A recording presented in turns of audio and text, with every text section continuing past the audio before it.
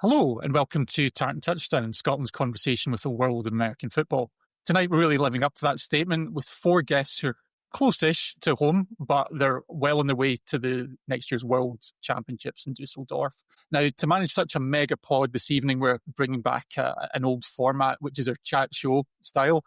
We did this previously for the WFFL finals. We've actually got four guests this evening. Those of you who are watching YouTube will maybe notice it's just myself and two others at the moment. So we'll have a little break midway through, and actually Sarah is going to tag in and bring in our next two guests. So to kick us off, do some introductions. We've got a man who actually has a special place in Tartan Touchdown history. Is actually the first interview that Dan and I did on the predecessor to the show, and really kind of set us up for what would properly become Tartan Touchdown.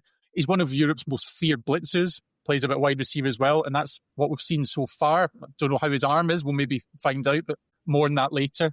Liam Harper, how are you, Liam? Good evening. I'm very well, thanks. Doing good. Just want to say a big thank you to yourself for having me on again and having us on, and also to you and Dan for coming down to the camps during the summer as well.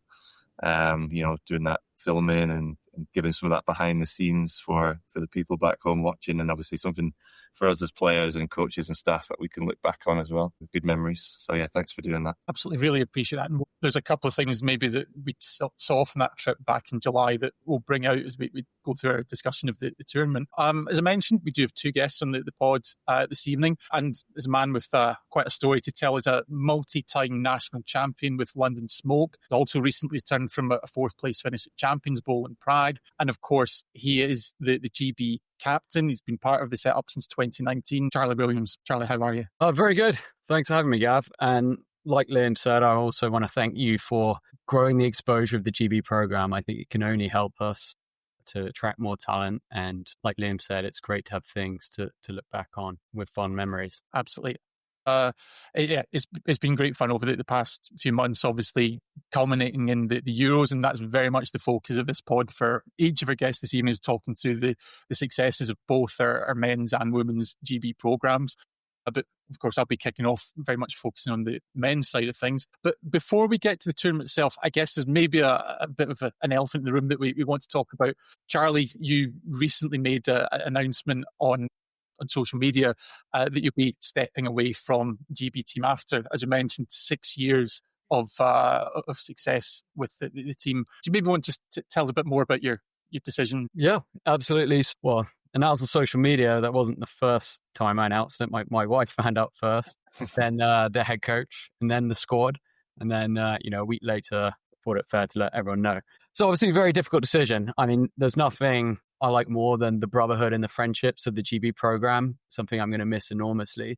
But the reality is I've been playing on borrowed time in the sense of work and family commitments. My wife has been amazingly supportive to enable me to play for as long as I have. But, the truth is I have a 2 and a 5-year-old who have currently started a new school in a different city, and I'm only seeing them on weekends. Plus, business I've been working on is reaching pretty critical stage, and there's no way I can give my wife another year of 10, 12 extra weekends as on top of Smoke, fully away. So with a very sad heart, it's the logical decision for me to step away now. But what I hope to do is support the GB program however I can, whether it's occasional attendances or some scouting work or tape or any other review. Then I really hope to stay involved as much as it's possible. So I think that's fantastic to hear. And I think we've seen that obviously when it comes to these tournaments, there's only 12 players that can actually step onto the field, but increasingly there is that army of support. I think the women's squad had 7 or 8 different coaches at this tournament. So, it really does take a village to build the success of both programs. So I'm sure that's going to be massively appreciated for the program, whatever capacity you can provide. Liam, I guess, as a teammate of Charlie's for several years with GB, I guess, how do you feel about losing one of your fellow captains? Yeah, it's not just losing a fellow player; it's losing a friend that's I've spent a lot of time with at camps and on the field and off the field as well. I think Charlie knows how fond I am of him, and we've had conversations, since the Euros about it. I mean, I think the program is in a much stronger, better place because of Charlie's play on the field, but also what he's brought off the field as well. I think we are a much kind of smarter team, a smarter program because of the things that he's brought in over the past 6+ years that he's been part of the program. And those of us in the program will know what those impacts are. It's been on the field, simplifying the game in some ways, but also making it a lot more complex as well in other areas, and making us think about the game in a different way. And personally, I've benefited a lot from being around Charlie, playing with Charlie. Obviously, being a receiver and playing on offense with him made me such a much better player. But he's also made me a much better blitzer as well, because I've had to go up against him for 4 or 5 hours a day at these camps, and he's normally got the best of me. And it's made me a better player because of that. I've had to become a much better blitzer to be able to keep up with him. But yeah, I know how much he's admired and respected by everyone in the team, and I'm sure they've sent him messages and spoken to him about that. So yeah, it's going to be strange for Charlie a bit not to be coming to these camps as frequently, and it's going to be strange to be at them without him, because other than Silver Lions camps over the years, Charlie wouldn't be at those ones, some of those silvers only, but every single other camp that we've had, he's been there. I don't think I've ever seen you miss one, except when I think you came up to a Saturday of a camp in 2023 and then had to leave that night because your wife was giving birth. It just shows the commitment, I think, of gave birth on the Sunday, 8 a.m. Exactly.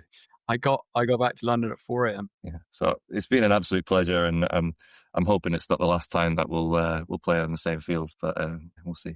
Absolutely, and I think maybe just kind of speaking to that as well. I think in terms of my time in flag, I played from 2003 to 2018, and then it's only really in the last couple of years I really started to get back into following it in a big way. So the first time I came across Charlie is watching the Hornets play the Smoke in the 2023 final, and I think that the Hornets are cruising, I think 3 scores up in that game, and the Smoke just came roaring back with a furious comeback, which I'm sure my pals from the Hornets will be happy to say that they've avenged more recently. But yeah, I think that the memory of that game was actually seeing both quarterbacks in that game, both yourself and Nicky, just flat out in the field after the end of the game, because it's 2 players that have given their all. And I think, thinking ahead now to this year's Euros tournament, and just the resiliency that we've seen in this team is just incredible. Charlie, you've been a big part of that, but obviously the rest of the team as well. So yeah, I think before we go any further, just really say thank you for everything that you've done for GB. Thank you for the everything you've done for the sport in the UK. And I think we probably should recognise as well, thank you to Mrs. Williams, because you're right. I think many of us out there have partners, that's wives, husbands, boyfriends, girlfriends, family that support us and sometimes need to tolerate us quite a bit in our passion for the sport. So yeah, just want to express that gratitude as well. Well, thank you very much. I mean, the reality is we do it because we enjoy it. That's why we do 4 or 5 hours on the motorway to get to camps, and that's the whole weekend. We do it because we really enjoy it. So that gratitude definitely goes both ways. Absolutely. Well, no, thanks for that. But with that all being said, we do have a tournament to talk about as well. So, I guess maybe just kind of setting the scene for people who are kind of catching up with the GB program specifically, it kind of came into 2025 off the back of last year's Worlds in Lahti, where the team finished in 10th place. It's probably not reflective, I think, where everyone wanted to be. So then coming into this year, there's quite a lot of change in terms of the setup, with the change over in coach's role. And then even in the squad, we'd seen a number of new faces entirely, with likes of Ozzy, Isaac Harding making their debuts in the team. And of course, had Jack making return, Joe also coming back into the fold. What were your expectations headed into the Euros? Maybe start with you, Charlie. Sure. I mean, you mentioned a lot of change. Some, let's say, really positive, some negative. I was delighted to be working with Nick Keese. I think he's a great coach and friend and good to work with. Some of getting Jack back, brilliant.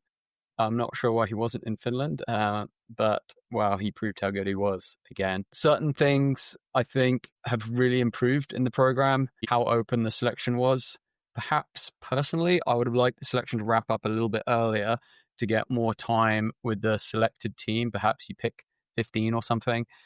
Particularly if you're going to install a new offense, we need time with that with the right people. So this was the first time we're running not only a brand new offense, some of my plays persisted, but certainly not what I'm used to. And also the first time I'm playing with someone else calling the plays. So that's a major adjustment. But, we showed success in the camps and success in the tournament. Yeah, going in, really excited with the squad and the new players. I think the youth that we've got now really show that they deserve to be there and will only improve. Absolutely. And Liam, similar question to yourself. Obviously, the defense, we'd seen one of the features of the Worlds, and I know we've, I guess, almost made a meme now of your sack against Spain in Finland. But there's multiple occasions where they've made clutch plays, a new addition. In fact, someone who was called up late in Aussie when we made the trip to camp. So maybe looking at the defensive side of the ball in particular, what was your kind of thinking heading into France? Yeah, I think personnel-wise, really strong. It was great to see Ozzy and Isaac in the squad. Like mentioned, Silver Lions a bit earlier, and I think when it was me, Ozzy, Isaac, and Ollie on the field at any point, that's four of the five defenders on the field had played in the Silvers, in the past few years. I think it just shows the strength of that kind of development program and people coming through that. But yeah, I mean, we knew we had the personnel, we knew we had the scheme, and we know we were led by Coach Andrew Gibson. So we knew we had everything in place to do really well at the tournament in terms of how prepared we are, how detailed we are as a defense. But then we also have people who can make plays. And I think we showed that at the tournament. We'll go through it, I'm sure, when we talk about some of the games. Yeah, expectations overall were, obviously you never say what your ultimate outcome is, which is, everyone wants to win the tournament, but you focus on how you get to that point. You don't talk about, like, this is what we're going to do. This is the goal. But I think one goal that we probably had to set for ourselves was to make sure that we qualified for the Worlds next year. I think that was the minimum expectation in my mind, that we go to Paris and we make sure that we finish in the top six, or top seven, and then it turned out we had to make sure we finished in the top six, which we did. So yeah, that was, for me, was the expectations were high because I knew we had such a good team, not just on defense but offensively as well.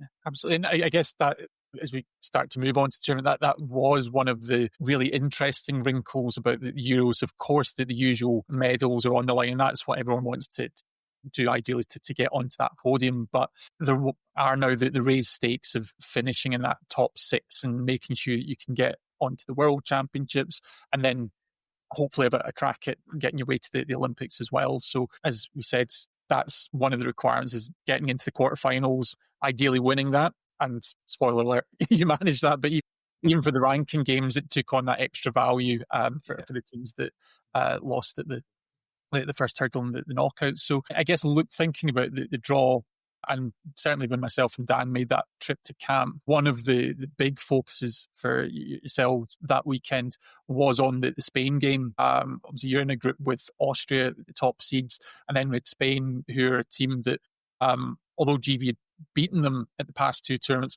it's both one-score games, very tight. And moving on to the tournament specific now, that proved to be another really difficult encounter. So unfortunately, probably not as familiar with the specifics of this one because it wasn't on the stream, but certainly 19-6 down at halftime, it was looking tough, really. Charlie, do you maybe want to kind of talk us through the Spain game? 12-0 down to start, same as Denmark, if I recall correctly. Maybe what I'm about to say, not everyone will agree with, but personally, I think when we over-prepare for a team, it gets us believing that, let's say, unusual offensive plays will have success. And you look at a team, you think, oh, this really special new play will work. And personally, I think, no, just use our best plays. I know how to read them against cover 2, cover 3, man, it doesn't matter. So just call our best plays. And I think we had a similar experience at the start of the Denmark game when we've looked at tape of how they play against other teams, not how they play against us. And maybe we stick to our best things, we come out firing. So what was great is Nick and the whole offense made real strong adjustments. What we thought they were going to do, some of which they did do, some of which they didn't. How they blitzed 2 quarterback was not what we expected them to do. So actually we should call a lot more of it. They were only sending 1 as an example of something we adjusted. But we missed the first two, but there was absolutely no doubt on anyone on the GB sideline that we were going to come back and win this. And, we scored the next 4 and knelt the 5th. So we definitely appreciate the defense keeping us in the game. And I think we got 1 or 2 interceptions. Liam, you'll know more than me. And then offense never looks back. We go back to our kind of core plays and we just start thumping touchdown after touchdown. So there are some pretty great moments. Definitely real elation at the end of that one. We knew how important it was. If we lost that, there's a real chance then all the goals we talked about could be out the window. And it was close. We knelt at the end, and it meant a lot. Our team never broke, and I was particularly happy for Nick that he starts his GB career 1-0. I think he actually started 3-0, but really happy for him, especially. Yeah. Absolutely. And Liam, Charlie's already kind of alluded to that. So trailing 19-6 at the half, you then come out and I think there's only one more score for Spain in the second half, giving the offense that platform to fuel that comeback. So was there anything particular that was said in that halftime huddle to turn things around? I think it was, trust the game plan and trust the process. I think they were doing everything on offense that we expected them to do in terms of the plays they were running, the scheme they were running. And it just came down to that in the first half. The quarterback made 2 excellent throws and 2 excellent catches on a couple of their deep sort of touchdowns. That's going to happen. But we knew that we had the right game plan in place in the second half, that we didn't need to panic. We didn't need to worry. We didn't have to change anything. We just carry on doing what we were doing. The offense started with the ball, scored. So it was actually 20-6 at half. So score, and then I think got the 2-point conversion to make it 20-14. And then like their very first play of their drive, because you say it wasn't on the stream, so, people probably haven't seen this, but I tip a pass and it's up in the air for what feels like forever. And thankfully Max Verlint is underneath it at the halfway line, and he catches it like a punt returner doing a fake, like a fair catch. And then we get, first and short at the half as an offense, and we go and tie the game on that possession. So the game turned around really quickly. So there was never any doubt in my mind that we didn't have the ability to do that.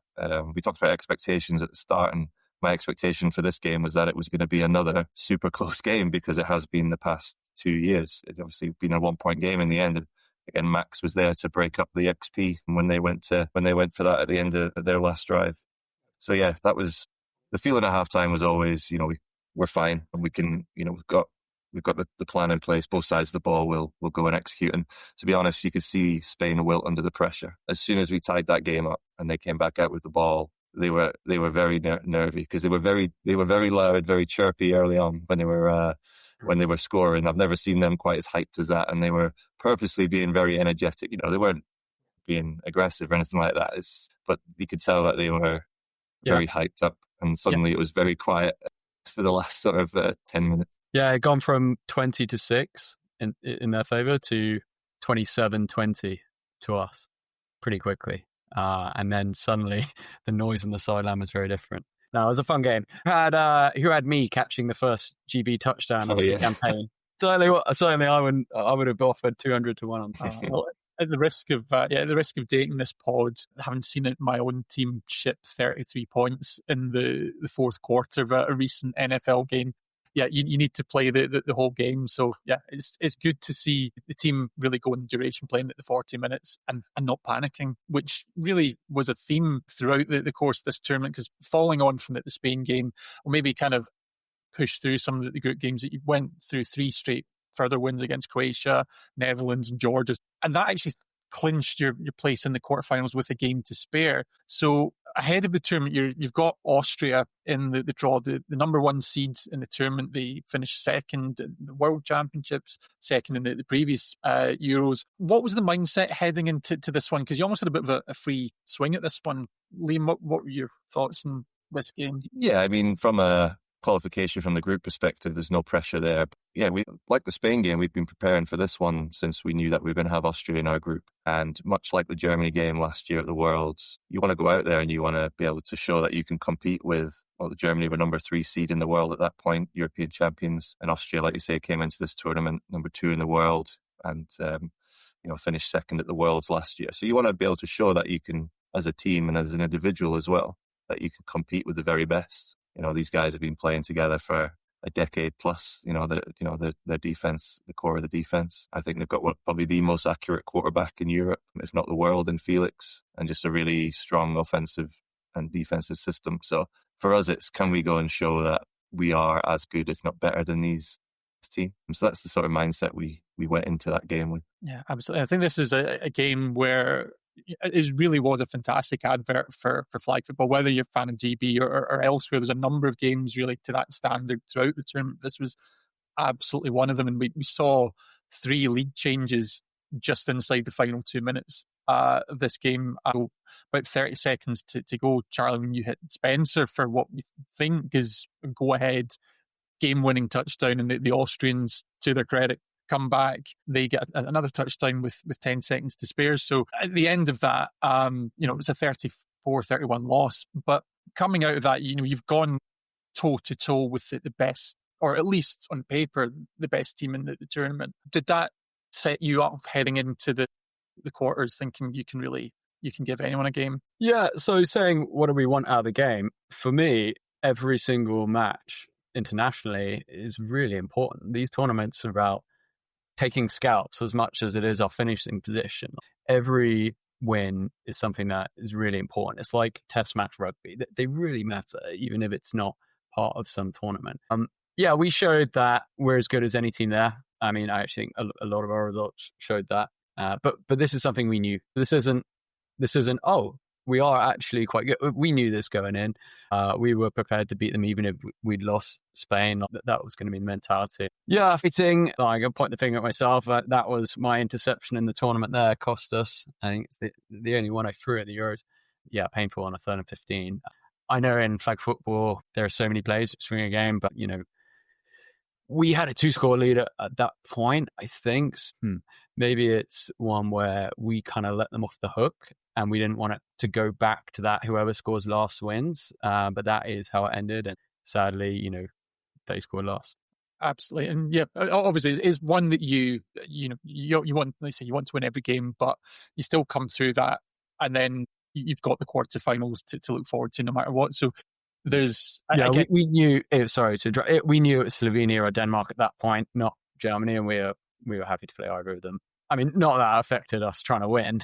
It was just so we know, it wasn't like, oh, this is massive for our draw. Like we were okay with either. Comfortable with those matchups. But I think that's, I guess maybe that kind of shows how quickly things ramp up in international competition when you are playing multiple games on the one day that you go from, to some extent, a dead rubber against Austria to later on, and I say much later on that day, you then have Denmark in the quarterfinals that evening, which again was an outstanding game to watch. And talk about resilience and comebacks. You already alluded to this earlier.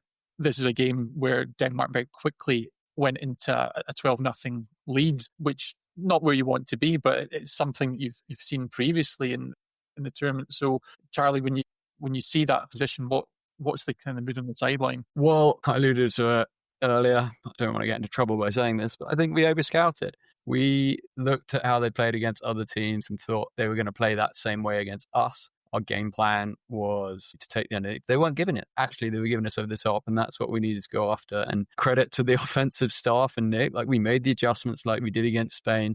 We missed the first 2. We come back, score the next 4, or whatever it is. As long as we do that, I'm okay with it. And obviously, an amazing result. Personally, I hate night games. I have this dilemma. I like playing with caffeine, and do I drink some? Do I not?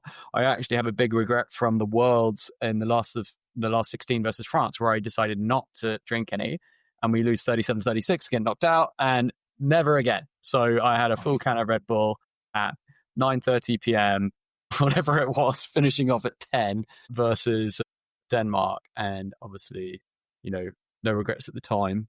My sleep wasn't brilliant afterwards, but a really, really special moment for the team, the way we came together afterwards. My teammate here crying after the quarterfinal in the Euros again, but this time we hadn't just been knocked out by Austria, we've now just qualified, top 4 the quarterfinal. So I think I remember at the time, saying happy to this time with him, and it was a really, really special moment. Yeah, I'll never forget it. Yeah, and Liam, actually, just on that, as Charlie's alluded to, obviously that the win against Denmark clinched a place at the Worlds. But heading into the game, did that factor into your thinking? Are you thinking that this game's about Worlds qualification, or is it just another step on the way to progressing the tournament? Yeah, I mean, as I mentioned at the start of the show, when you're kind of thinking about expectations, what you want out of the tournament, you do have that goal in mind of qualifying for the Worlds. But when it comes to the quarterfinals, all you're thinking about is that game and that 40 minutes. You're not thinking about what the what might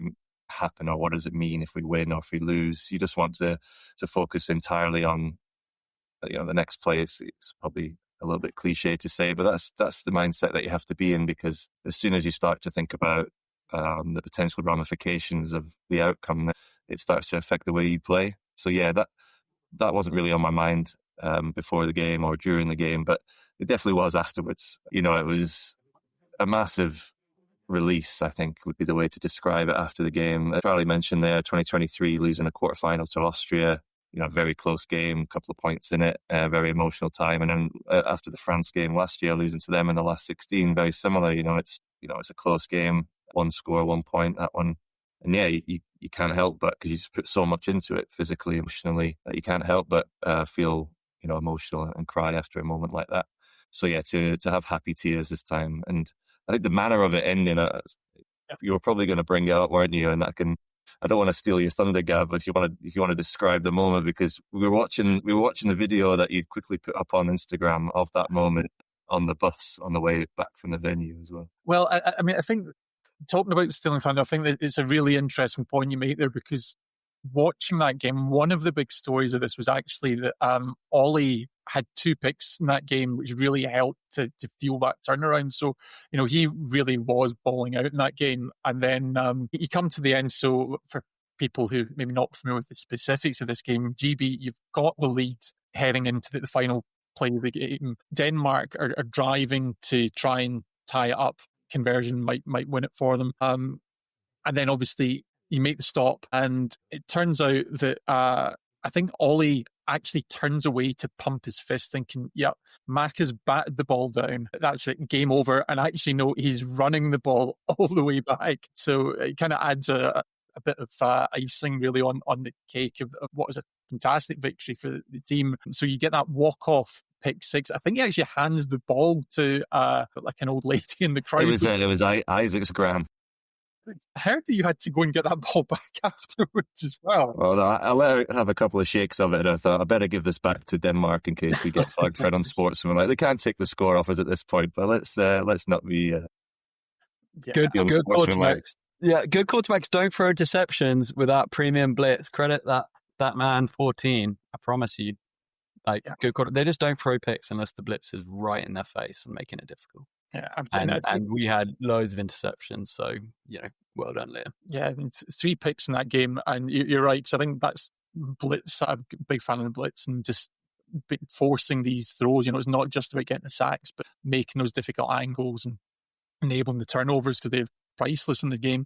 And I guess maybe again that you talked a little bit about preparation already. I think Mac is one who I know puts a lot into film study, like the rest of the team. So actually knowing how and when to jump the route, that's something that really paid off in those moments. Yeah, and he deserves to get that pick 6, even though he didn't need to return it. But obviously, you mentioned the Japan game last year where he needed down at the 1 yard line to then allow us to burn a little clock off before we scored and won that game. So yeah, he deserved to be able to get the pick and return it. But like you mentioned, Ollie, pumping his fist, jumping around, thinking, no, we just got the bat down and the game's over. But you won't be able to see it on the stream, but I've kind of ran off the side of the field celebrating, thinking that, again, Mac has batted it down and we've won the game. And then I turn around and he's just gunning it down the sideline, and then I get to go and join in on the celebration. So, yeah, I think the combination of the win with the emotions of a big, return like that, and the excitement of that, I think that all added up into that emotion at the end of the game as well. Before we move on from this game, like you said, Ollie had an amazing game and he had an amazing tournament, as did Maka. But I think I want to shout out Aussie here as well, because Aussie didn't play much versus Spain or Austria.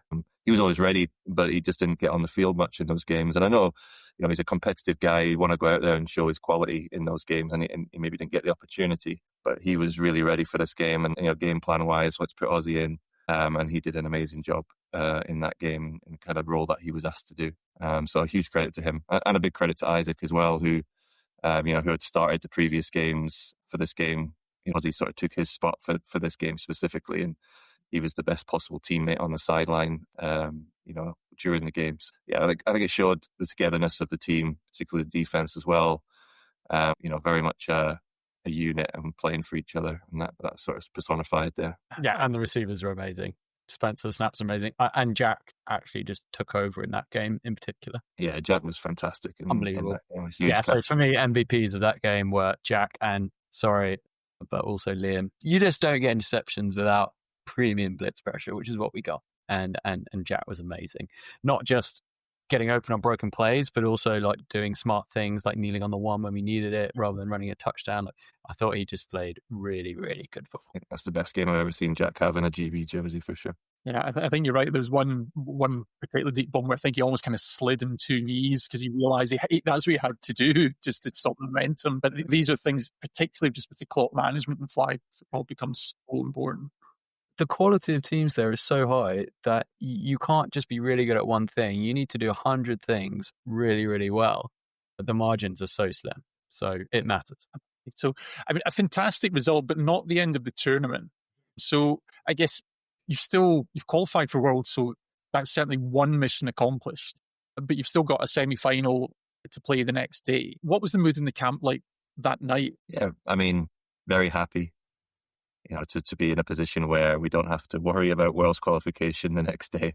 Obviously the medal games are huge, but I would say the biggest game at the tournament was Israel versus Denmark, which was on at the same time as our semi-final versus Italy, because that was the decider for essentially who's going to go to Worlds, I think. Or that was maybe later on in the day. I can't remember exact timings, but essentially, the winner of that goes and the loser doesn't get to go, and that's a year off any sort of major tournaments. And that ended up being a 1-point game, like last play of the game type of thing. So yeah, it was a very happy place to be. But we also knew that we had a game at 9 a.m. the next morning. We'd played at 8 a.m. versus Georgia on the Friday, and then we played against Denmark at 8:30 p.m. So it'd been a long day, and an Austria game in the middle of that. So yeah, having to get rest and get going again, that was the focus. I think the consolation semi, so Denmark-Israel, was actually the game before our semi-final. So 8 o'clock instead of 9 o'clock.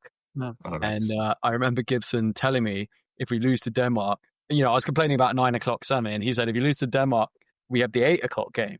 And that was all the motivation I needed to win that quarterfinal. And Charlie, you actually talked about night games and caffeine. So there is, I guess, a point there that it is tricky. That's a 13-hour day that you've just had. Especially we'd had an 8 a.m. with Georgia. Yeah, exactly. I think the player welfare from the schedule was not good. I think you've got to get more pitches or do it over an extra day. But yeah, you don't want to be finishing 10 p.m. like totally wired, caffeine, adrenaline, and then have your alarm set for whatever it is, 6 o'clock the next day. And you also, we got back to the hotel, let's call it 10:30, we're then ordering food. Nothing in the restaurant. Yeah, and then in bed, not a lot of sleep, like 2 hours. So yeah, it's disappointing. Well, I guess moving on, because we say on limited amount of sleep and maybe still running on adrenaline. You then went into semi-final with Italy, and we talked about the resilience and the ability of this team to come back, and it didn't quite come off in this one, but very, very nearly did. So Italy were up 3 scores at halftime. Then I think it's 28-7, I want to say, was the halftime score. And then the second half was a furious comeback. So it didn't allow a single point to the Italians. So you pull it back to, I think it's 22-28. I think it's 26-6 at halftime. 28-6 at half. 28-6, yeah, that's it. And then 28-22 was the final. So yeah, we didn't concede in the second half. I think that was one where we just seen, again, the team came back. From watching it in the stream, at least, it did feel like there was a generous PI call that probably bailed the Italians out of you getting a chance to drive for the tie, if not the win. again, it's just, I think it probably speaks to the resilience of this team to put it in that position. Obviously, you were behind at the half, still in any doubts even at that point. Well, You this knew you had a game, difficult task ahead, but you never give up. You never give up at that point. There's nothing in your head that says, well, this game's over. I totally messed up at the end of the first half as well, and they had a Hail Mary that I completely missed the ball, and the receiver caught it, and so they went into the half with that additional score, which he's thrown it from his own end zone, so it just shouldn't happen. And the worst thing I could have possibly done then is gone heads down, started sulking and blaming myself for that. I've just got to move on and try and go make some plays in the second half. And it was the same for everyone, really. I mean, offensively, we'd have loved to have done more in that first half. Obviously, it's probably the worst half of football offensively we've ever had. Especially in a big moment like that. But these things happen, and there's no finger pointing, there's no blaming. It's on both sides of the ball to go then and try and win the game. And yeah, you mentioned the referee decision there, and maybe we're a bit unlucky with that one, but we've only got ourselves to blame, really, in terms of the position that we were in. We've got to hold ourselves accountable for that first half performance. Because if we'd done a little bit better there, then we don't have to rely on a referee decision. And we got given a touchdown that should never have been given as well in that second half. We should have been given a first down with about 6 yards to go or something. So I'm sure we would have scored, but we got gifted a bit of a touchdown, which then saves a bit of clock as well. So yeah, we can't dwell on a referee decision. Yeah, well, I mean, I obviously see this game a little bit differently from my perspective. So I don't know how much you can tell on the stream, but I didn't play much of the first half. So this is where what I now know is a pretty significant elbow injury had just held me out the game. So the pain in the camp before the tournament and through the tournament had been pretty serious in my elbow, shoulder, and I've been managing it with ibuprofens and paracetamol, just 4 pills every 4 hours through the night as well to kind of try to get back to sleep. And I slightly mistimed half the pills before the game. I only took them 20 minutes before, some of them an hour, but the other half a little bit short, and kind of warmed up all right. But in 5 minutes before the game, suddenly just total agony. Couldn't throw at all. Didn't really know what to do. I mean, quite a lot of anxiety at this point. And then, first drive, obviously I wasn't functioning. So I just came out, and obviously extremely great job by Joe going in with no expectations pre-game that he was going to play, and did great. And then the whole time Ben the physio was mobilizing, doing topical creams, throwing to Ozzy when he was off, trying to get it going so that by halftime I could go in for the first drive of the second half. So I think it was our ball to start, and we came out, got 8 points. Defense gets a stop. The next drive we get 8 points again, and defense almost gets the stop.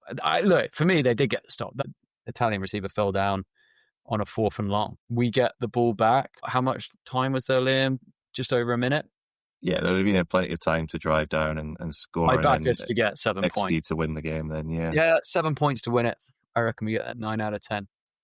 We're going again. I'll obviously always think, what if I'd won up earlier? What if I'd taken the pills earlier? As simple as that. I managed the pills a lot better this last weekend in Prague. Just the timing of it and the warming up. But I mean, what if I just wasn't injured at all? Even better.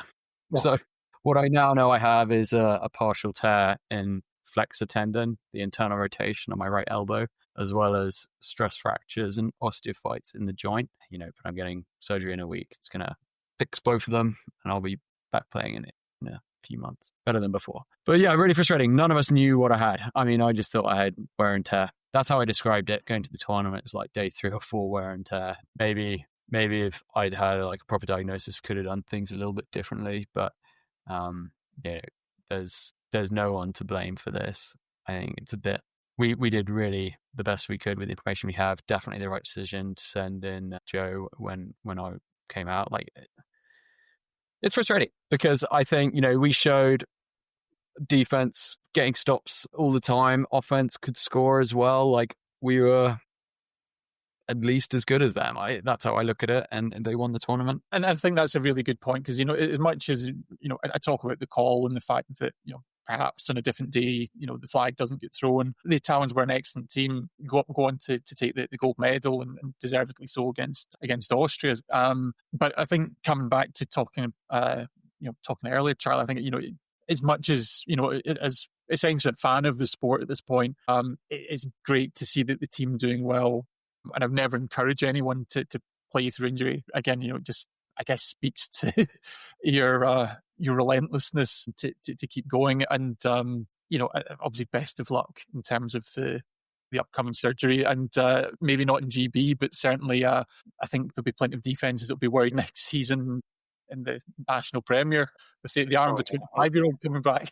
I've had the tendon test since March, and the stress fractures in the last 2 or 3 months pretty bad. I just didn't really know what I had, and so frustrating. It took a MRI, CT to figure it out, and again, a what if. I could have done something earlier in the year, but you can't second guess yourself on things like this. Like, did the best with the information that I had. Moving on from the semi-final, obviously you then played the playoff game against France. Yes, there was a bronze medal at stake, and the French took it in front of quite a passionate crowd. It has to be said for both the men's and women's games. But the one thing that came out after that game is you finished fourth in the tournament. Words from Nick in the post-game huddle that were shared is proud but not satisfied. And I think it definitely feels like, I guess, a theme from speaking to various different players. I don't think it's for me to say satisfied or not, because I think we're all definitely immensely proud. But for yourselves, does that reflect your own mindset after this champ? Yeah, absolutely. Even, when you go back and you have some time to fully reflect on the tournament, watch the tape and just think about it in a bit more detail, have those reflections. Yeah, 100%. I think we can be really proud of how we not only played at the tournament, but how we kind of rallied together. We talked about mental resiliency earlier. I think we showed that throughout the tournament and in numerous games in numerous ways. Very much a brotherhood, as Charlie alluded to earlier as well. And I think, we could be really proud of the way that we came together as a squad with a new head coach and had I think the best ever finish for GB since the start of the 2000s, when it was even, it's a niche sport now, but even smaller kind of sport then, and less countries competing, and obviously qualifying for Worlds as well. But I don't think you can be ever fully satisfied. I think even if you win gold, you're never fully satisfied, I would say, because there's always probably something else that you could have done better, or you can go on to something else as well. But the reason we play, or the reason I play anyway, is kind of a few reasons, but the kind of feeling you get, experience when you're playing in a big game and you're in the flow. And I think, I felt that across the Spain game, the Austria game, the Denmark game, the Italy game, the France game. Even though we lost, 3 of those games, I've never had so much fun playing a sport or competing in those games, like that real sense of flow. And then having those connections with your teammates, with your coaches and the staff, those shared experiences are so important. So I'm just incredibly grateful to use this opportunity to say,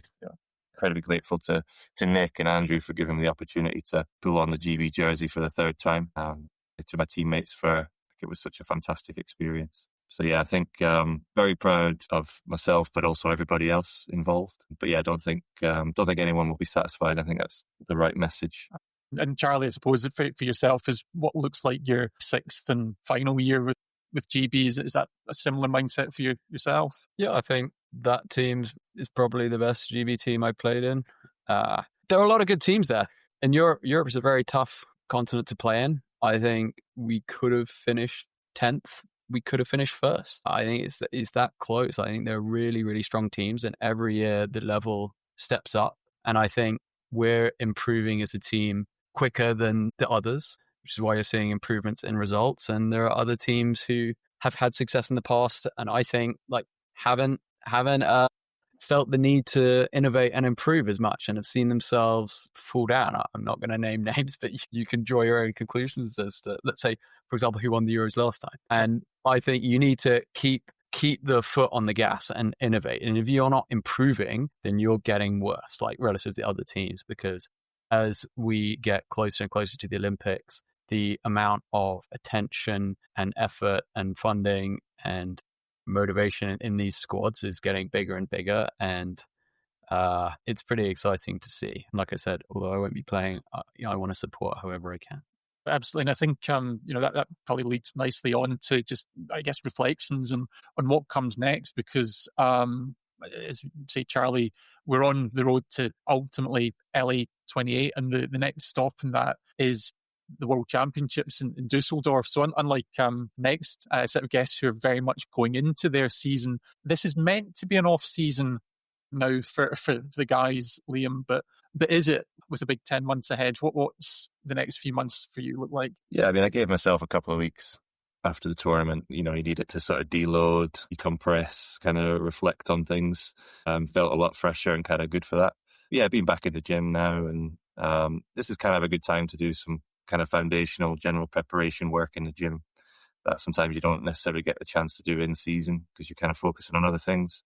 But yeah, ultimately it's mid-August next year is going to roll around pretty quickly. So we're definitely in the mindset of improvement physically, mentally, tactically, technically, all those aspects. There's always room for improvement. And, this team has a huge opportunity to make history in Dusseldorf. We won't know officially until the end of the year what the stakes are in some ways in terms of 2028, a huge chance to make history. And I firmly believe that, the way that the trajectory that we're on, the staff we have, the players we have, and hopefully the talent coming in, that we definitely can do that.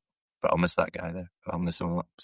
And I maybe put you on the spot a little bit here, because it is going to be a condensed and really high quality World Cup with only 16 teams, or World Championships, as you'd say, next year. Is there a dream draw for you? No, there's no one in particular. I really want to play them. Or I really want to have them in our group. I think there's going to be 15 other countries there that are all going to be very high quality. It'd be nice to play some teams that are non-European. So it would be cool to play, USA, Mexico, Canada, Australia if they qualify, or New Zealand, China if they qualify. Nigeria, who have qualified from winning the African continentals this year. It'd be really cool to play some countries we've never competed against before. But ultimately, it's kind of we'll just see who we get, and happy to be there and play whoever we get. It doesn't matter really. But yeah, to have the opportunity to just play in a quarterfinal, a semi-final, a final in that setting, in that World Championships would be a dream. So that's the goal. That's what keeps me motivated. It's definitely going to be a bright light, I think, for everyone in the GB setup throughout the winter months.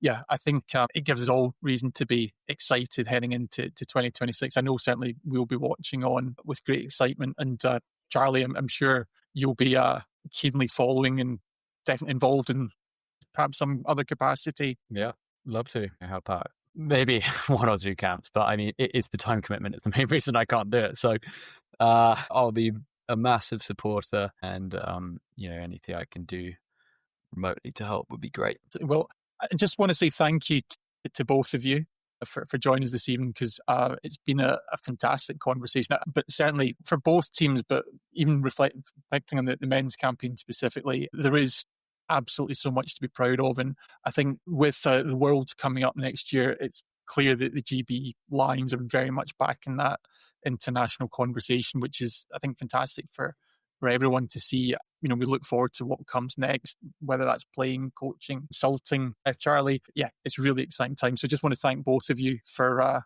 joining, and we'll be following you very much intently as the months proceed. Thank you very much for having us on, Gavin. Hopefully we'll see you at some camps.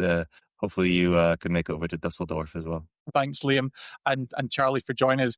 And next up, I'm going to hand over to Sarah.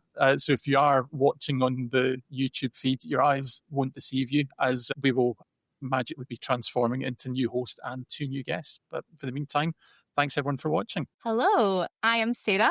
I am now joined by Women's Team GB quarterback Jess Allen and team captain Grace Conway.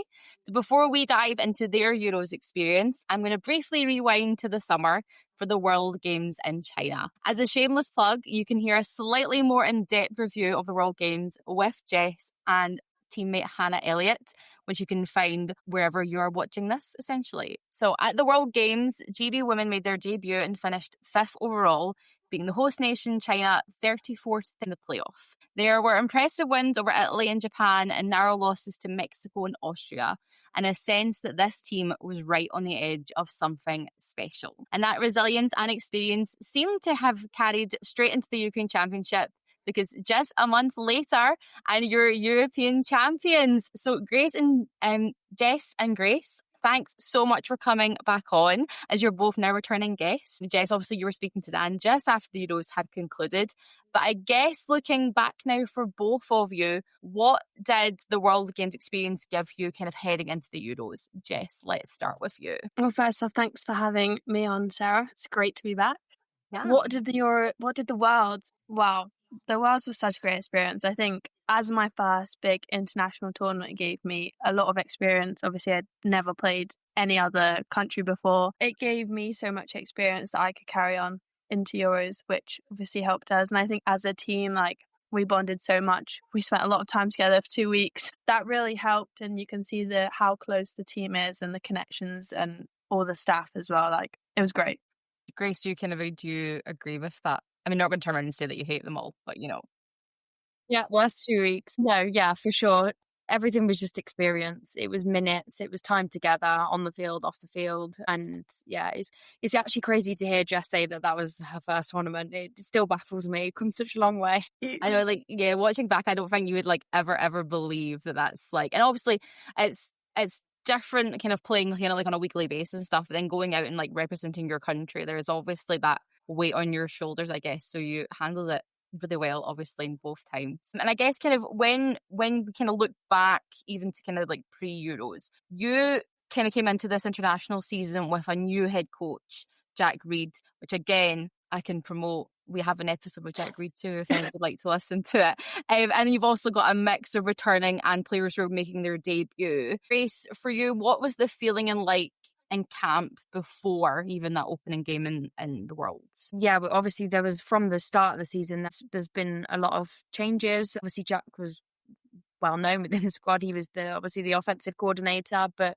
he brought in a new DC. Some other kind of backroom stuff stayed the same, some changed, and then obviously, like you say, a mix of rookies and experienced people in the teams. It was just getting to know everyone, I think, was the biggest thing. We had a camp and a few tournaments out in Boston prior to China, which really brought everyone together. So it was a lot of building that chemistry that I think really comes through when you watch the games. Yeah, there's nothing like building chemistry when you're tied to one place together for several days. But I mean, it works, right? You're totally right. You can see it all over. You just can tell. Guys, I feel like when you're throwing, somebody is going to catch it, and you guys know that you're covering correctly. That synergy is really working. So I don't think you would ever know, watching back either tournament, that people are making their debuts. People have this team hasn't fully played together before.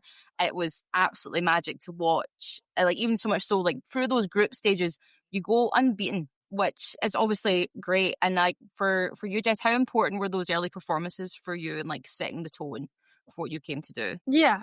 I mean, going into the tournament, we had one goal, and I think getting through that group stage was really important. For me personally, the confidence that I got from the group stages. We had tough games in our group stages. We had Ukraine, Turkey. They were really tough games, which potentially we weren't expecting as much to be tough, but they were really good teams. But we came out on the other side, and it was nice to go into the playoffs with an unbeaten record. Yeah, you just get a kind of builds on that, on the confidence, right? That we can obviously what we're talking about, that you're in it, you're doing it, and it's all kind of working and kind of gelling together. And obviously when we move to kind of the first kind of the knockout rounds, obviously things get a bit hotter. And your quarterfinal against Slovenia is obviously a 51-14 win, which I think is a statement game. Grace, kind of for you, what stood out the most from that performance? Gosh, yeah, that was Friday Night Lights. It was, I mean, it didn't actually start that smoothly, I will say. If you saw the scoreline, you'd think we ran away with it, but that didn't happen. So it was a lot closer. I actually have to hold my hands up. I made some mistake in that at the start of that game. Had a stiff talking to and pulled it together. I mean, it just shows how quickly a flag football game can change at the end of the day. We were 2 scores down, and I think we scored, so we got a pick, scored again, got another pick, and very quickly it became a much less close game, should we say. Yeah, I do think, obviously, if you just look at your 51, you 14, you go, oh my, that's amazing. And people don't realise, I think that's kind of the beauty of the beauty, I guess, and the curse of flag football is that it can go either way. Like, you could turn up at any given time and you could have played the team yesterday and you're going to lose to them like the next time you play them, because there's no really, it's not as obvious as that. It's not as easy as saying like, oh, we beat this team before, we can do it again, because it can just all kind of change in an instant. But obviously when you go through that from the quarterfinal and you hit that semi-final, which is against France, which is a different kind of test. Obviously you're on their turf, the home crowds are real pressure moments. I guess, Jess, how do you stay composed late into that one? Yeah, that was the stupid o'clock time that we played at. Yeah, I mean, that was an incredibly tough game. I think it was probably my toughest game mentally that I've ever had. It was a very back and forth game. I'm pretty sure it was 6-6 at half time. And then like the second half, it like completely ramped up both teams. Yeah, I think it was like 2 minutes left and we were going back on offense and we knew we had to score on that drive. And the French crowds were giving it all, like the whistles, the air horns, like I'm trying to snap the ball in motion Grace and she can't hear me, and like Phoebe and Kate are trying to lip read me. Like it was crazy the sound that was coming on. Like hats off to the French supporters. But I mean, Grace won't say this, but she had a massive part in that last drive. She was coming into the huddle and being like, right, let's calm down. We all know what we got to do. We know where we got to be. She won't give herself credit, but she did do that on the whole drive and obviously caught the definitive touchdown. Yeah, I'm quite impressed with myself, to be fair, of how mentally calm I stayed in that environment. So I was, really happy. The offense did really well. Yeah, it must be really difficult when it is everything is coming at you from all sides and you're trying to remember, okay, I'm just here to do this. I'm just here continuing to move the ball. That is my goal. And you're going to the sideline to be like, what am I doing? And you're being told, you're like going back, like, I don't remember what you said. So we're just going to work through it, right? And obviously for kind of you as a captain, Grace, to just come in and be like, right, everybody, like, remember, we're here, we're doing this. We all just need to kind of take a breather. And I mean, yes, you do score that decisive touchdown that kind of seals the win. Do you, and obviously it must be such a blur, but do you kind of remember like what went through your mind when that happened? Yeah, all I had going through my head was, you're too short on your route. You're going to have to turn around really quickly and get this ball in, because my feet should have already been in the end zone, but they weren't. And I always say this to Jess, not one part of me was expecting that ball. I turned around and I was like, my feet. I made a second decision to send it to Grace and it worked out. It did work out. But yeah, that's all I had in my head in that moment was, your feet are short, catch this ball, turn around. Yeah, but like Jeff said, it was so loud. And yeah, she did very well to handle all of the pressures of that game, and the crowd just added to that. And then it was obviously really not amusing towards the end, but obviously you kneel it out at the end of the game, obviously to go through, like to get to the final. And you all kind of sort of have this moment to be like, are we good? Are we ready to go? And like, you can obviously, when you pass the ball back to obviously the referee, and then everyone's like, okay, great, we can start celebrating now, because but yeah, it must have been, just for you, what do you think you remember kind of in that for you to be like, okay, now I'm in the final? Do you like even think about the fact that it's the final, or do you just go, okay, we're moving on to the next one? Yeah, I think it was just next one, take semi-finals, finals now. Yeah, I don't think it still really hit me of how big the tournament was, and I was obviously winning it. But it was difficult because we had a really good semi-final win. You've got to bring yourself back down, level out, because you know you've got to go out and obviously play the final. Yeah, for sure. I was also as well, like, Brett was there, who was obviously the previous quarterback for GB. She was there kind of obviously helping, and obviously she was a coach. And I know kind of obviously in that France game, she gave Jess, you a big hug kind of late on for that. Was that really important for you to have her there, just as that kind of, she's been here before, she knows the score type situation? Yeah, Britt was so helpful throughout the entire tournament. The one point that sticks out to my mind in that France game was before we went on for that offensive final drive, I think I was looking a bit whitewashed, ghost-like, like knowing that we have to score, and Britt kind of like pulled me to the side and was like, you got this, like distracting my brain, and like that was really helpful. Like, she's obviously one of the best quarterbacks in the world, very knowledgeable, so there's no one better you'd want on the sideline really to help you.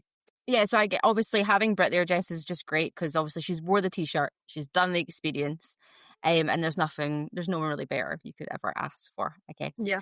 But that brings us kind of nicely around to the final. So you're obviously against Austria, who are the number 1 ranked side, and obviously this is a rematch. Obviously you've just played them during the World Games. So Austria come out fast. We are 21-6 down late in the first half.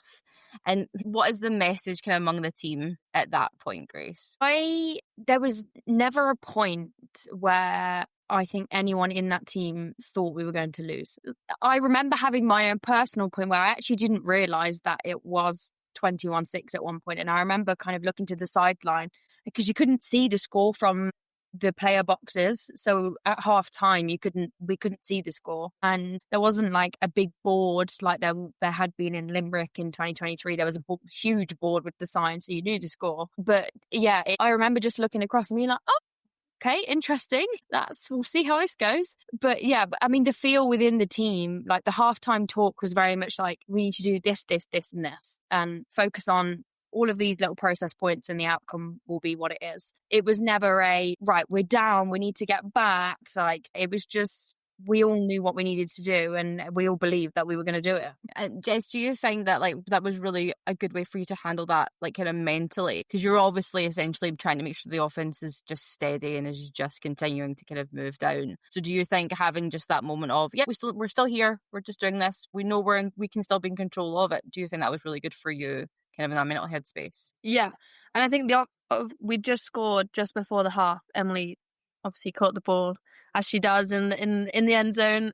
And then we knew we had the ball to start the second half. So I think that was a nice feeling, knowing like, okay, it's 21-13, we start the ball. Like, if we score here, we're right back on the money.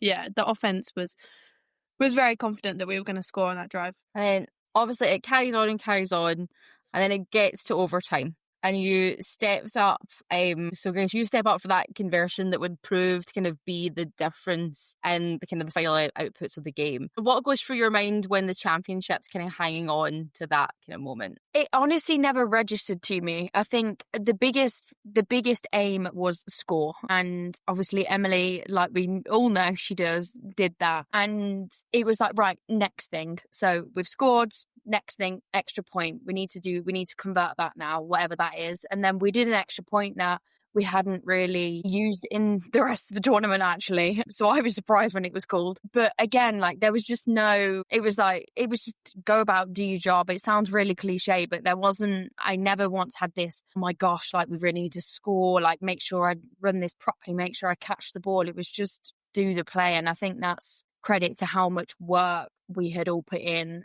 like us and the coaches at camps and in all of those games that we played, that you didn't have that moment because we'd done it a million times before. It honestly didn't really register. And even after that, I was like, great, who needs the ball back? Have that back. Now let's go and do the next job. Now, which part am I doing again? Yeah, but it's just so funny when you kind of saying that, because you're just constantly like, okay, this is that. We just move on to the next thing. And I think it's so obvious that that's as the team kind of spirit of that. Okay, we're in it. We're still in it. Even earlier when you're down, you're still in the game. There's never a moment to be like, oh gosh, like we need to kind of come back from it. And that kind of just shows the mental resilience. And obviously we were speaking to Paul again. You can watch Paul's episode if you'd like. But he talks about the importance of staying in the game and staying in the pocket and not allowing any of the outside factors to get involved and just constantly doing what you're doing, because what you're doing is working. You just have to make sure to get it to the next point. And I guess my favorite moment, so I can tell you all, I can tell the whole world this. I am walking my dog during the final. I have a stream up on my phone. I am walking my dog around the place, trying not to scream out loud at any point so people don't think I'm absolutely bonkers, being like, why is this girl screaming like the football's not on? So what she's obviously having a go about. And when Marta went up and batted down that Austrian pass and the game is over, I guess for both of you, what's the first thing that like hits you? You go. Well, we probably had very different perspectives of this, because Jess stood on the sideline thinking, please, please, please, please, while the ball's in the air. And obviously I'm on the pitch, and I genuinely, I've said it before as well, but if you watch that final clip, I am already in the air because I know that Marta is going to get that ball. I know it's hers. So I knew the second she jumps, I was like, that's it. We've just won the European Championships. I had no doubt at all. I knew she was going to smack it however far she needed to into the stands. So yeah, it was like utter euphoria in that one moment. Yeah, and for you, Jess, because you're like, does it almost happen in like slow motion for you? Yeah, I think when that ball left Saskia's hands, like just time slowed down. Like Grace said, Marta was the only one that was going to come down. She proved it in overtime when I threw her that long ball. Marta was the only one that was going to come down with it. So when the ball was in the air, I was just like, please, Marta, just bat it away. And she did. And then it just kind of, I think that like a couple seconds after that, it's like, holy, like we've just won. Like we just won the Europeans. Yeah, there's that. My favorite, if you watch the clip back, like it's my favorite part because like Grace, you're obviously you jump up in the air and then obviously like fall to your knees like, oh my gosh, it's actually happened, and then you're like screaming, and then Jess, you just run over with like arms fully raised, like smiling, being like, oh my gosh. And like every time I watch it, it's so like heartwarming. And again, like I think I woke up half the street, and again, it wasn't even that late, but I feel like somebody might have come out to be like, what's wrong with you, because I'm just like screaming. And like, what do you is there ever a moment, when do you come down from a moment like that? Are you just like riding the wave until you go to bed? I don't even know how you sleep like after doing this. Like, I assume at one point you all just like crashes out at like 2 a.m. when you all go, oh yeah, now it's time to sleep. Yeah, there was players, they always did like tournaments like that, always tend to do like a closing ceremony or like a players party at the end of it. So we were all at that dancing the night away. So we fell into bed. With the medals or no medals? Are they oh yeah. Medals didn't come off for a while, I will say. We all travelled home in our medals. As you should. Got all these random people in not in Charles de Gaulle, that's a lie because we got the train in, what's it called, Gare what's your medals for, like what have you won? We were like, wow, just the European flag championship, no big deal, like, oh, whatever. I guess because it's still obviously a newish sport, kind of obviously for the mainstream, so you're probably set people and they're going, what's that, what's 100%. With like what even, and I guess for you get like coming home from that, I guess obviously, I mean, both kind of your outside circle, so people at work or people that you know personally, obviously know what you do and obviously know what you've won. Do people want to see the medal? I mean, I personally want to see the medal. So like, do you have to like bring it in with you to work? Do people are like, wow, at it? I didn't, no. A lot of people wanted to hear the story and what happened, and they got like this, the BBC had written an article on it, so my work had put it up into like a like newspaper front thing and like framed it for me, so that was very nice. But I didn't carry the medal around with me. No, it is tucked away now after the NFL trip. I don't know about Jess, whether she's strolling around campus with hers on. Well, yeah, because I'm still at uni, so not at work yet. I don't think anybody wanted to see it, to be fair. Lots of people were interested, and like the Derby press uni office have just contacted me. They want to meet with me and they want me to take it. So I have to do that. But yeah, we took it to the NFL game and that was cool.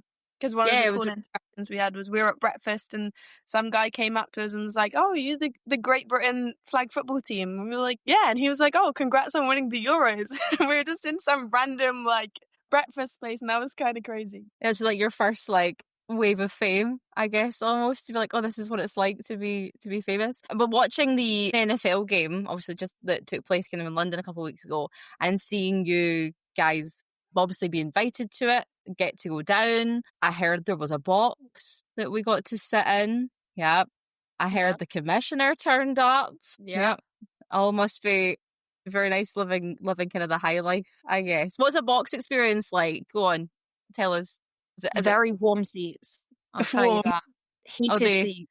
Heated padded seats. Yeah. Some nice experience. Had to go back to work on Monday, so that wasn't so fun. But no, it's a nice experience. And I guess it was obviously the commissioner of the NFL is very kind of flag football focused as well. He obviously wants it to be a continuous thing. And obviously they've kind of obviously helped with the push for it for Ellie to kind of 2028. And the nice thing as well is he's also very much focused on women's flag as well. It's not just men's. Did either of you have a chance to really kind of like speak to him at all? Or Yeah, me and Hannah was sat next to him on the front row of his box watching the game, and he was like asking us loads of questions, like talking about 2028 and asking us what positions we played. Like he was genuinely interested, and it was really nice talking to him because obviously commissioner of the NFL and all. Yeah, it's not everybody would get the chance to be able to do that for sure. Yeah. I guess kind of in terms of like personal reflections for you guys, Grace, obviously you missed the 2023 Euros through injury. What did it mean to you personally to be back leading the team to another title? I don't think there's enough words for that, to be honest. It meant everything to me. Finland was a lot because obviously I worked quite hard to get there. But it always kind of left I wasn't satisfied leaving that tournament, and I didn't know that we'd get to do gold again for the Euros. So it was very special. And then kind of Jess, obviously on the flip side of that, you've only been playing for 2 years and you're already a European Championship winning quarterback. How surreal has that kind of rise been for you? Yeah, crazy. The last 8 months have never. If you'd have asked me 8 months ago, I wouldn't have said that I was on a gold-winning European Championship team. Yeah, it's crazy. It's crazy to see how far I've come in 2 years. But yeah, proud to be on the team. Yeah, even like the confidence kind of growing over even the 2 years must be absolutely amazing. It must be like, oh, I can't believe the person I was and the person I am becoming, even the player that you're now becoming. It's special to watch, and obviously it will continue to be special. And I guess for both of you, looking at your team kind of right now, what do you think makes it so special? I know that's a hard question. It's actually not a hard question. That one's actually quite easy. I think you've probably heard the values that we have kind of established in the team from day one. Some of them coach picked, and some of them the players selected. One of those was obviously unity, and it's something that we worked really hard on from the offset. Both, obviously it's what the coaches wanted, but for a value to work, the players have to uphold it within them and hold each other accountable to that. And I think we all really took on that challenge and completed it. And at the time, me and Ellie put some words into ChatGPT and was like, come up with a slogan for the team. And there was a whole list of them. And the one we ended up picking was actually unite and ignite. And I actually think that's exactly what happened. I think our success came from how well we gelled as a team. So I think that's our specialty.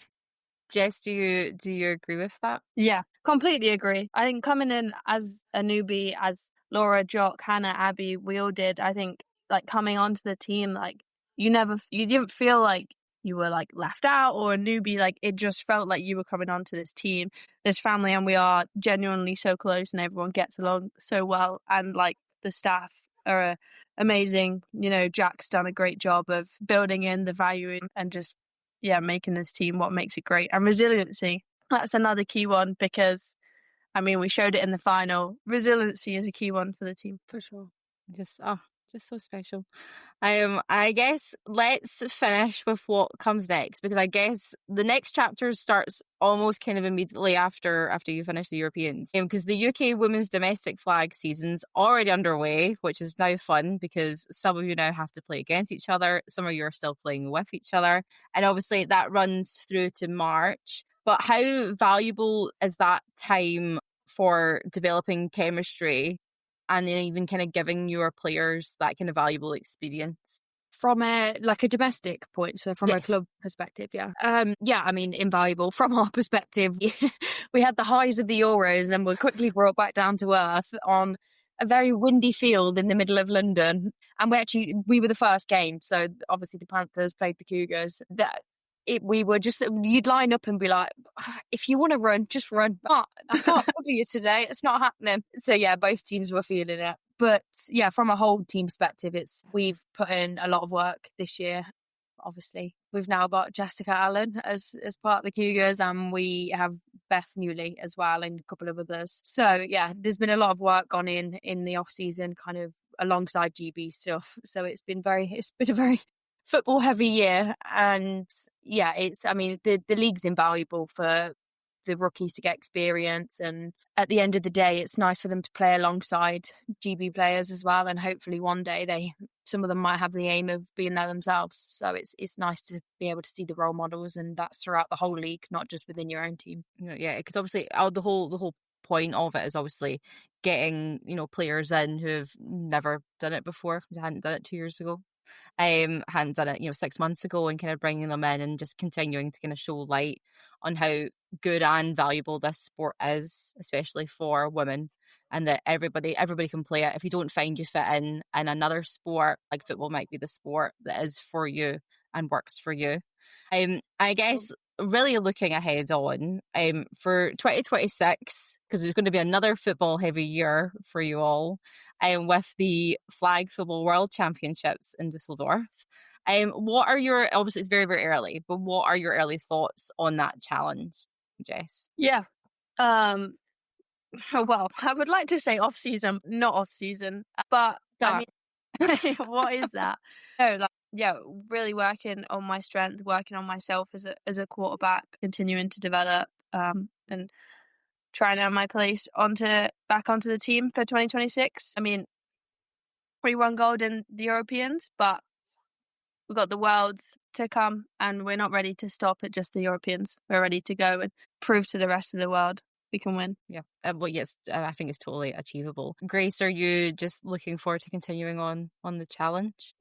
Yeah, a lot of football coming up. Like Jess said, what is an off season? We already have a tournament that we know we're going to in January across in the States. So we've got that. And then we've got all the camps. We've actually got a camp in November. So we've got that. And then it'll be Christmas. And then we're in the US. Back into it. Camp, trials and all of that. So yeah, there's a lot going on. But I think it's a really exciting time to be a part of the sport. And I will never take it for granted being able to represent GB. So I will work hard to make sure that can still happen. And we'll see what happens in Germany if we all make it. Yeah. Well, here's hoping I'll be there. I won't be playing, obviously, but I'll hopefully be there, obviously cheering on and supporting. And I guess really, really looking ahead. And again, it's all anybody talks about, and obviously it's very, very early. But Dusseldorf will carry, obviously, crucial qualification points towards 2028 at the Olympics, where flag football is making its Olympic debut. How exciting is it to know that what you have built upon this year and this international season could lead all the way to LA? Yeah, I mean, that's the aim, isn't it? I think anyone who plays their sport for their country, the dream is the Olympics. So maybe more people would want to see that medal as well. But yeah, that's the aim. We went into the Euros expecting to win. Well, not expecting, that's the wrong word, but with an aim to win. That was always our goal. Yeah, the goal. And we go into the Worlds with no other mentality than gold as well. So a medal would be extremely nice, secures qualification, and then you don't have to worry about what comes after that. But yeah, it's just an exciting time to be a part of it. The sport's only going in one direction, so it's a great time to get involved. Yeah. And Jess, are you kind of obviously excited to just keep building upon and seeing where the journey could take you? Yeah, completely. Like Grace said, 2028 is everyone's dream to compete in the Olympics. Even when you tell people now, like, oh, we just won Europeans, like we're in flag football, and then you're like, oh yeah, it's in the Olympics in 2028. They're like, oh, really? Like that's crazy. Like I think now it's reached the level of Olympics. It's going to bring in so many more people to the sport, so many more fans, like even so many people watching at the Euros. Like the stadium was completely full. And yeah, 2028 is the goal. I'm just going to keep working. Again, I'll do my plug. If anybody, you have to have somebody that commentates, because if they make it, somebody has to commentate from their home nation. So listen, inbox is open. My phone number is available. If anybody wants it, they can reach out to me. Jess and Grace, European champions again for Team GB. Thank you so much for joining us. Best of luck for obviously domestic season ahead and the road to Dusseldorf. Even though it's long, may it be as successful as possible. And congratulations again on a memorable European title, which I'm sure is a final that will continue to be spoken about for many, many years to come. Thank you. Thank you so much for having us on and continuing to raise the profile of the sport as well. It's very appreciated. Yeah. Thank you, sir. Yeah. If you had told me a year ago that I would be this invested into flag football, I never would have believed you. You would have told me I would have been walking my dog. Actually, you guys don't know this, I don't think, but I think Jess might. Your World Games, I was actually away on a trip with work in the US, and I was up at silly o'clock times to watch your games. Even on my plane home, I was watching them. But listen, if anyone had told me that, that's fine. I need a Team GB shirt in the post. I'm still waiting on my commentary one in the post. So that's fine. We're slacking. We're really slacking. It's okay. I can get one at some point. You guys can pick me later, but it's okay. But thank you so much to our listeners and viewers for joining us for this special edition of Tartan Touchdown Chat Show. Please make sure to follow us all across all of our social media channels where we post lots of content from flag football all the way to the NFL. And you can find our previous episodes, which I have mentioned a lot on this, on YouTube or on all of our podcast kind of platforms. But until next time, we will see you soon.